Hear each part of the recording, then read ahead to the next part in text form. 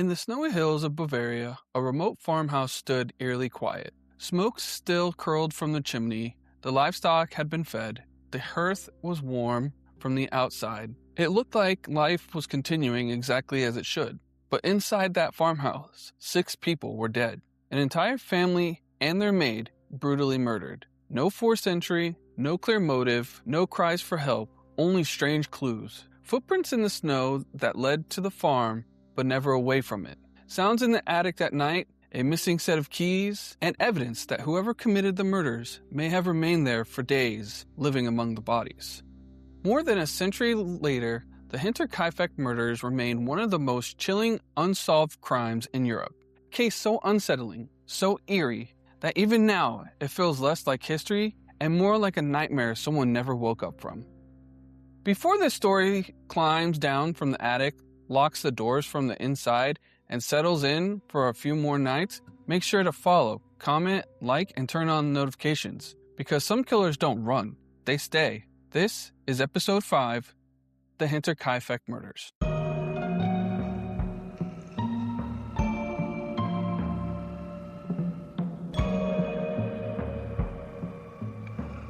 To understand why this case still gets under people's skin more than 100 years later, you have to picture the setting first. Hinterkaifeck was not a village, not a town, not even really a neighborhood. It was a lonely farmstead in Bavaria, hidden behind the tiny village of Kaifeck, about 70 kilometers north of Munich.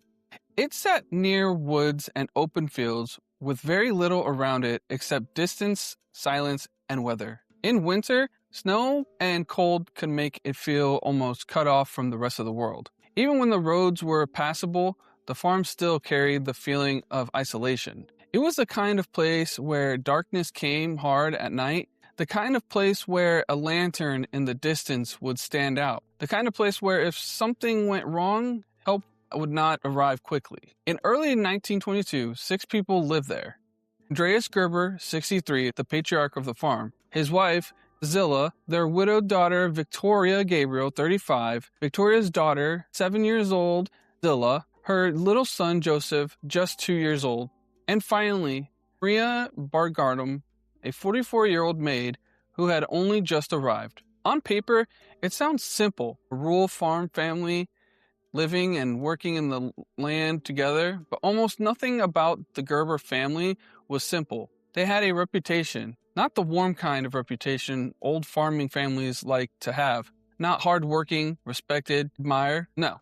They were talked about, whispered about. People in the surrounding area found them strange, difficult, private. Some neighbors kept their distance. Others gossiped. Rumors hung around the family like fog, especially around Andreas Gruber, whose temper and harsh nature were well known. And then there were darker rumors. Rumors of disturbing behaviors inside the home. Rumors people repeated carefully, quietly, and usually only when they believed they were out of earshot. So even before the murders, Hinterkaifeck already felt different, already felt wrong. And then, in the weeks before the killings, the farm began to produce its own warnings. Warnings that, in hindsight, sound almost unbearable. Weeks before anyone was killed, strange things began happening at the farm. Andreas Gruber told a neighbor that he had discovered footprints in the snow. That alone was not unusual. Farms got visitors, workers, hunters, delivery men, drifters, neighboring families, but those footprints were different. They came from the forest, and they led directly to the farm. But there were no footprints leading back out. Just think about that for a second. Imagine looking out at snow-covered ground and seeing a trail of footprints approaching your home from the woods, and stop. Not circle back, not continue past, not disappear into some obvious explanation. Just arrive. Andreas reportedly searched for the source. He looked around the property. He tried to find some practical answer, but there wasn't one. Then came the newspaper. A newspaper from Munich appeared at the farm, one nobody in the household had purchased. It was as if someone unknown had been on the property, close enough to leave something behind. Around the same time, a set of house keys disappeared, vanished. No one could find them. Then, the noises started. At night, the family heard footsteps in the attic. Not scratching, not scurrying, not the light sound of mice or the shifting of old wood. Footsteps. Slow movement across the floorboards overhead. The kind of sounds that makes you stop breathing for a second just to make sure you heard it right. The previous maid had already left the farms months before because she believed the place was haunted. She complained about footsteps above her room. She said she felt watched. She said something was wrong in the house. At the time, the family dismissed her fears as superstition. But as March of 1922 on, even Andreas Gruber, a stubborn, proud man not known for fearfulness, began to sense that something was off. He searched the property himself, lantern in hand, sometimes with a weapon, looking through the outbuildings, checking the yard, trying to find an intruder or an animal or an explanation that would let him return to normal life. He found nothing. Or maybe nothing he understood. Or maybe something he refused to fully accept. Because what would you rather believe? That the attic is noisy? Or that someone has been above your head listening to your family sleep? Let's slow down and walk through the farm's final days. Because this part matters. Late February of 1922, Andreas notices the footprints leading from the woods to the property with no track leading away. Around the same time, the families discovered unexpected Munich newspapers. Soon after, the attic noises begin. Early March, one of the house keys disappears. The household grows more uneasy. Viktoria reportedly tells others that she feels watched. For a remote farm family, these things would have felt disturbing enough on their own. Together, they begin to form a pattern. Something was around the farm. Someone may have been near the farm. And whoever or whatever it was, it did not seem eager to announce itself. Then came March 30th. The family finally arranged for a new maid, Maria, to come work at Hinterkaifeck. She arrived to replace the former maid who had left in fear. That same day, the older warnings still hung in the air. The former maid repeated that there was something uncanny about the place. Andreas, meanwhile, told a neighbor about the strange clues, the footprints, the noises, the failed search of the property. The neighbor encouraged him to report it.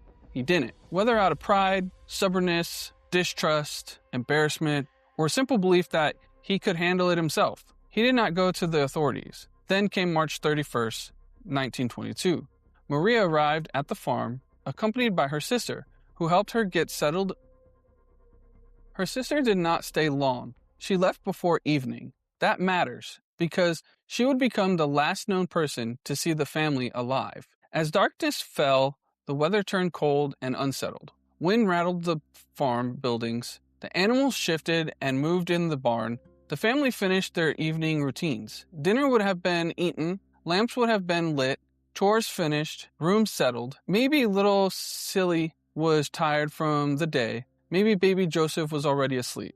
Maybe Maria was still unpacking.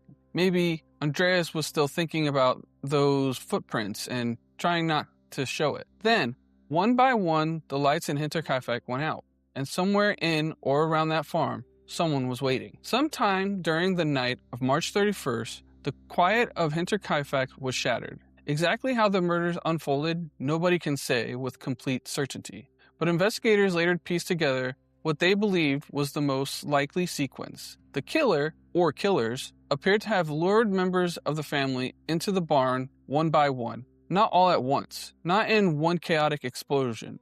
That detail is one of the most unnerving parts of the entire case, because it suggests control, patience, a plan. Maybe it began with the animals, a noise from the stable, a dog reacting, something just suspicious enough to make one person step outside or into the attached barn to investigate. Perhaps Andreas Gruber went first. That seems plausible. He was the head of the household. He was known to deal with the property himself. If something sounded wrong outside, he would likely have checked. So picture him, lantern in hand, stepping into the darkness of the barn. Animal breathe in the cold air, wood beams overhead. He peers into the gloom, and someone is already there, waiting. The weapon was likely a mattock, a heavy farm tool with a blade and a pick-like end. The first strike would have been sudden and devastating, hard enough to silence, hard enough to drop a grown man before he could call out.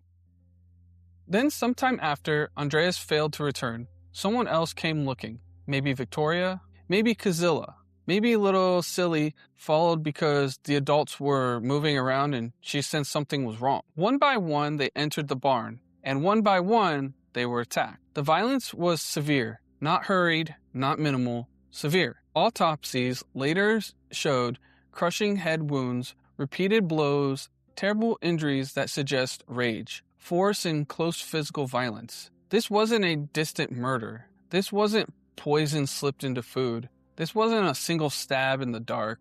This was intimate brutality. Among the victims in the barn was 7-year-old Cäzilia.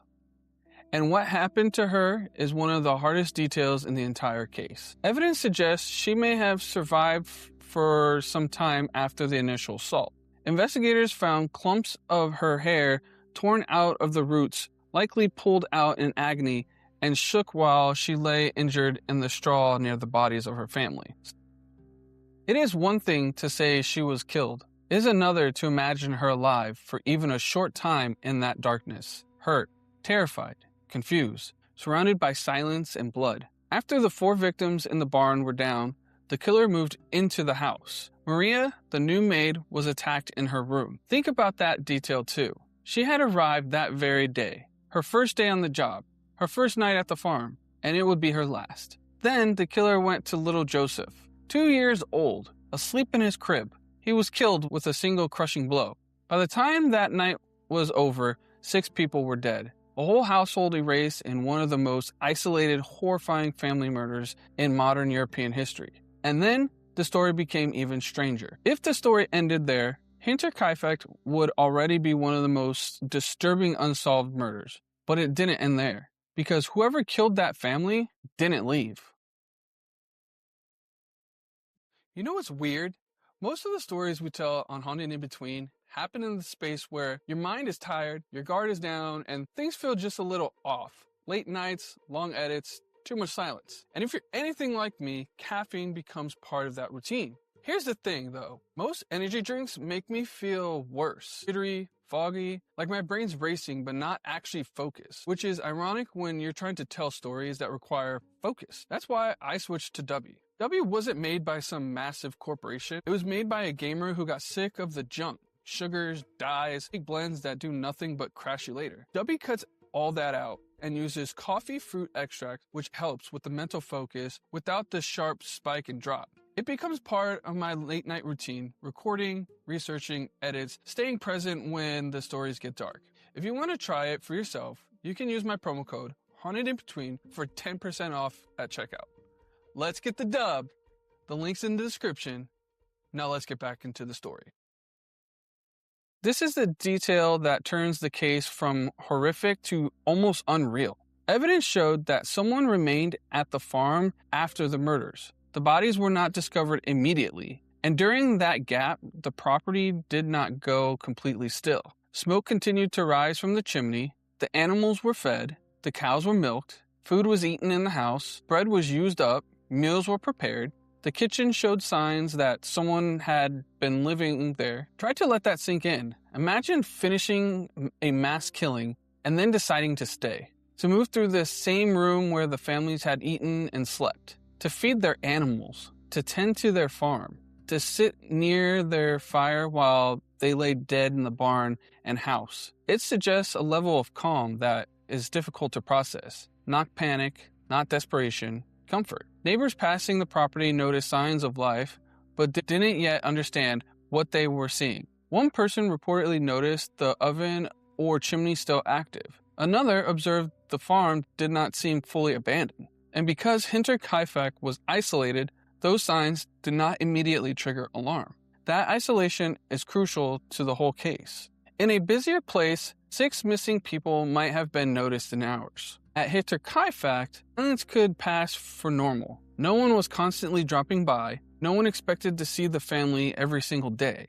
Missed appearance at church or school could start concern, but not immediate panic. So while the farm outwardly still looked active, Inside, it had become something else entirely, a murder scene, a hidden tomb, a house apparently occupied by the person who had created it.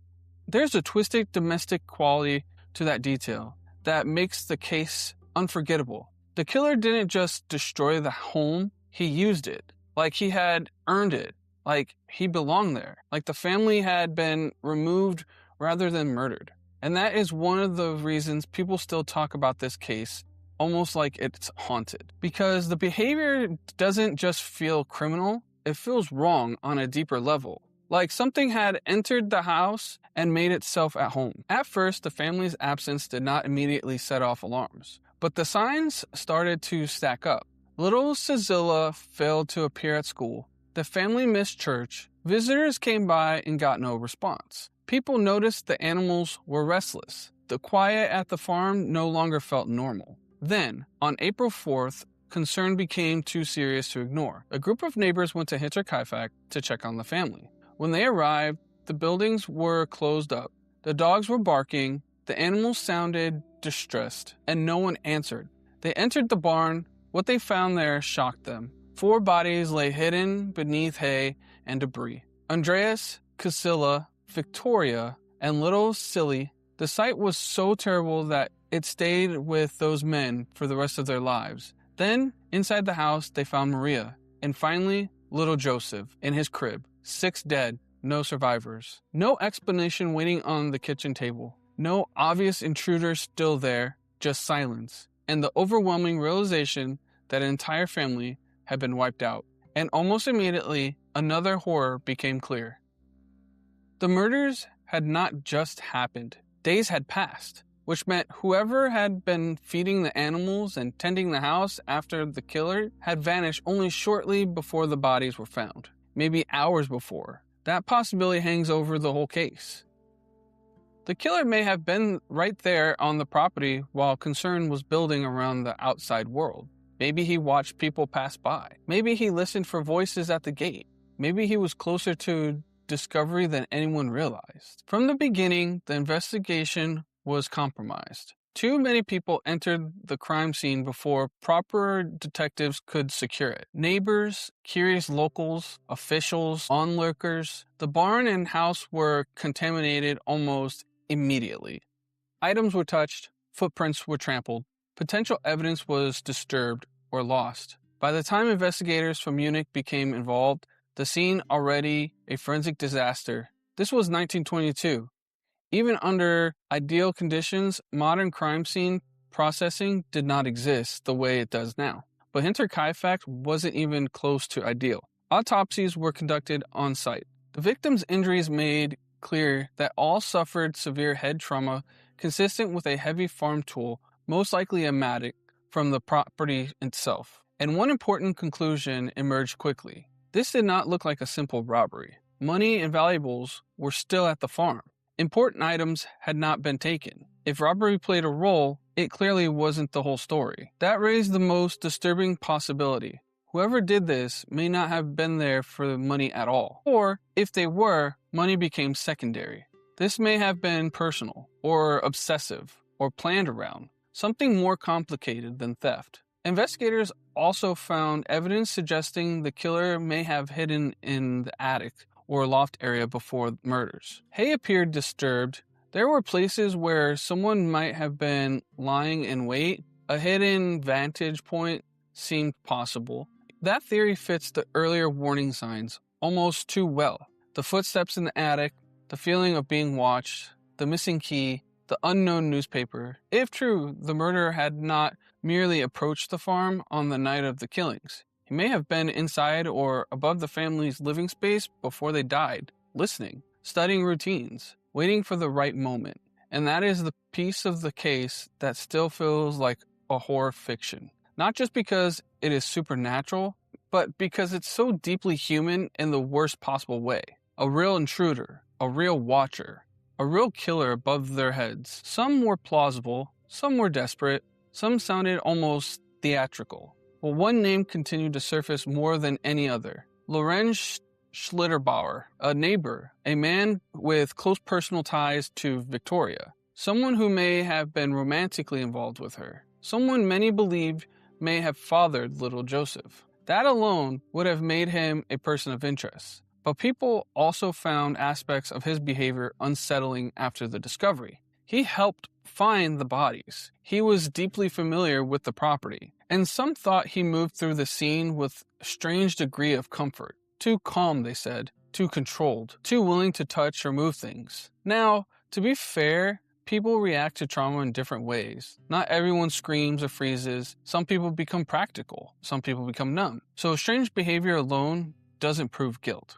But in a case this bizarre, every detail got magnified. Over time, many locals came to believe Lorenz knew more than he admitted. Was he driven by jealousy, by resentment, by conflict over money or family, by anger towards Viktoria, Andreas, or both? Those theories never fully went away, but there were other suspects too.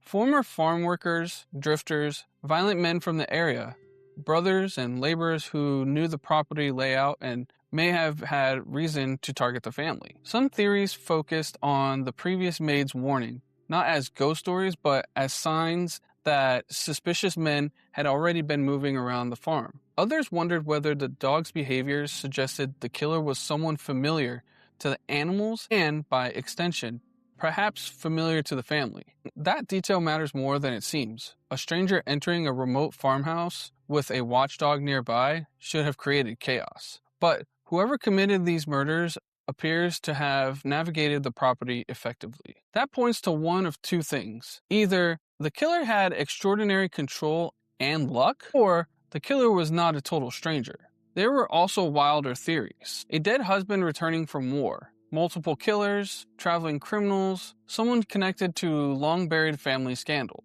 Even supernatural explanations floated through local lores, less because evidence supported them, and more because the case felt too eerie, too layered, too disturbing to explain by ordinary human violence. But ordinary human violence is usually exactly what these cases come back to. A real person, a real motive. Even if we never fully know it, a real act of brutality, and that may be the hardest explanation to live with, because ghosts are easier than neighbors.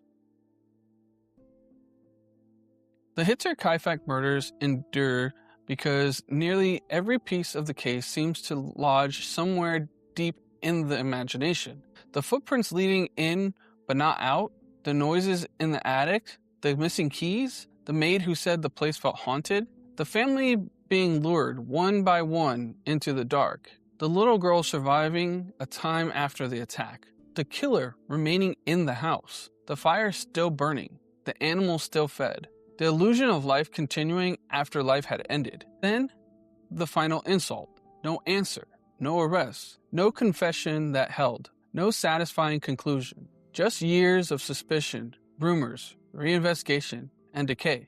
The farm itself was eventually demolished. That makes sense. A place like that was never going to become normal again. But tearing down the building did not erase the case. If anything, it made it more ghost-like.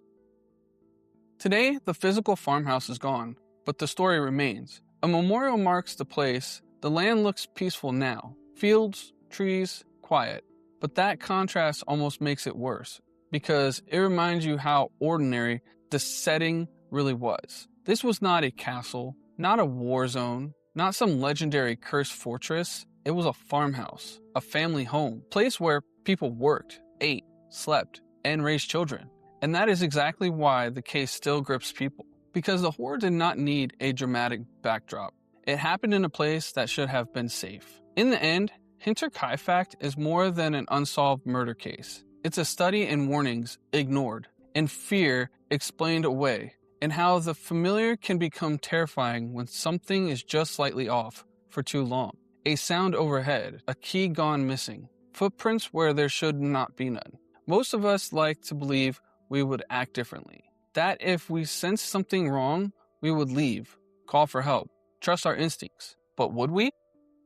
Or would we do what people usually do, rationalize, delay, look for the easiest explanation, tell ourselves, it's probably nothing? That may be one of the most unsettling truths hidden inside this case. The Gruber family may have sensed danger before it arrived in full, and still life continued until it didn't. The murders were never solved. Maybe the truth is buried in lost evidence. Maybe it died with the killer. Maybe it lived for years in whispers no one could prove. But whatever happened at Hinterkaifeck, it left behind one of the most unforgettable crime scenes in history. A farmhouse, a watcher overhead, a family silenced, and a mystery that still refuses to rest.